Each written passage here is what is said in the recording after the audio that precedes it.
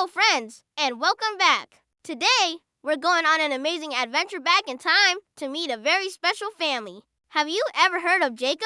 He was a super important person in history, kind of like a founding father, and he had 12 sons.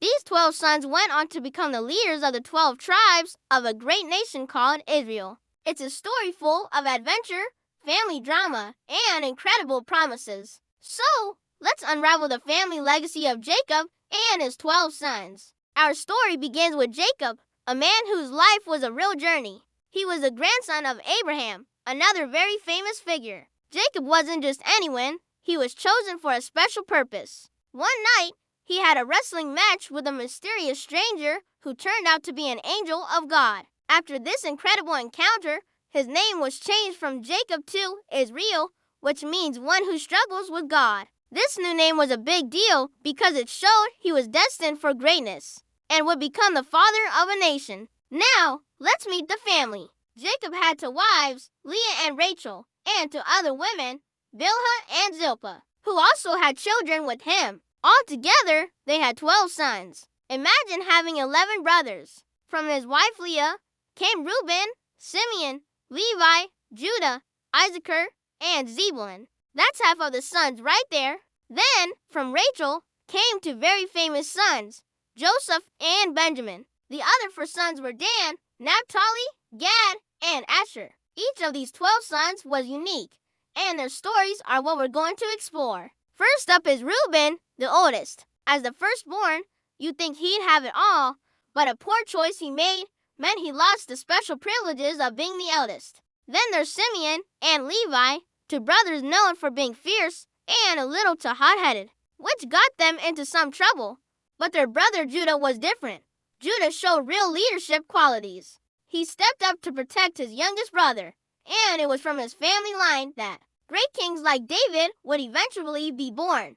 What an important role. Then we have Leah's other sons, Issachar, who was known for his wisdom, and Zebulun, whose family would live by the sea and become great at trade. And what about the others? Dan's tribe was known for seeking justice.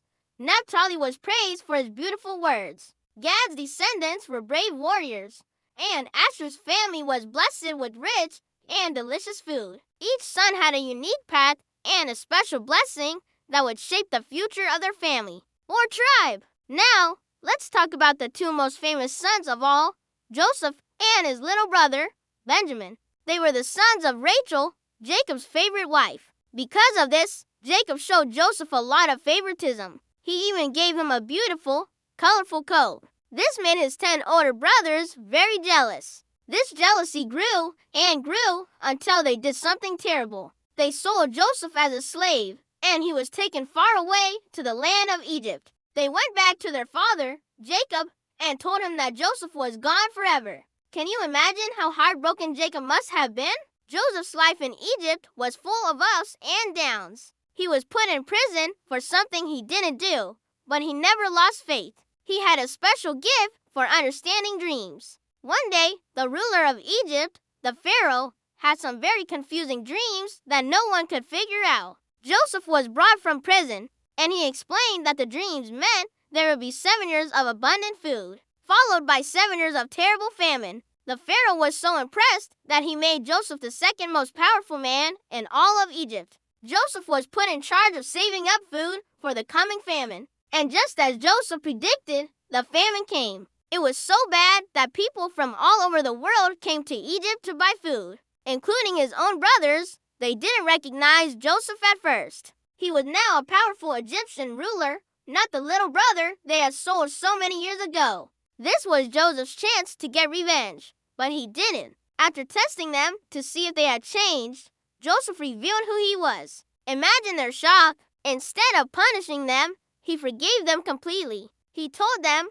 "You meant to do me harm, but God used it for good, to save many lives." Because of Joseph, his entire family, including his father Jacob, moved to Egypt to escape the famine. They were given a wonderful land called Goshen to live in. Here, the family of Jacob, now called the Israelites, grew and grew. Joseph's story teaches us so much about forgiveness, resilience, and trusting that even bad situations can be turned into something good. It shows that forgiving someone is a sign of great strength, not weakness, and it can heal a family. Now let's talk about Benjamin, the youngest of the 12. His name has a double meaning. At first, his mother Rachel called him son of my sorrow, but Jacob renamed him Benjamin, which means son of the right hand. This name hints at his special place in the family. The tribe of Benjamin became known for its fierce and brave warriors. They were skilled fighters who played a very important role in many of Israel's battles.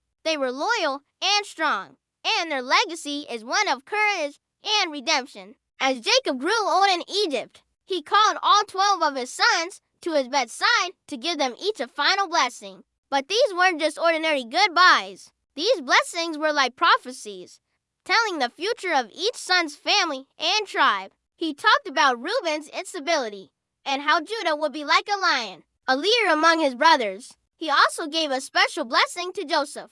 Because Joseph had been so faithful, he received a double portion. His 2 sons, Ephraim and Manasseh, would each become leaders of their own tribes, making Joseph's legacy extra large. The story of Levi's tribe is also very special because of their ancestors' actions. They weren't given their own piece of land to farm like the other tribes. Instead, they were given a different, very important job. The Levites were chosen to be the teachers and priests for the entire nation. They were responsible for teaching God's laws, taking care of the sacred temple, and helping the people stay connected to their faith. Their focus wasn't on land, but on spiritual leadership, which was a huge responsibility. So, from these 12 sons, the 12 tribes of Israel were formed. Each tribe had its own identity, its own strengths, and its own part to play in the amazing story of a nation. From Judah came the kings, from Levi came the priests, from Joseph came great leaders,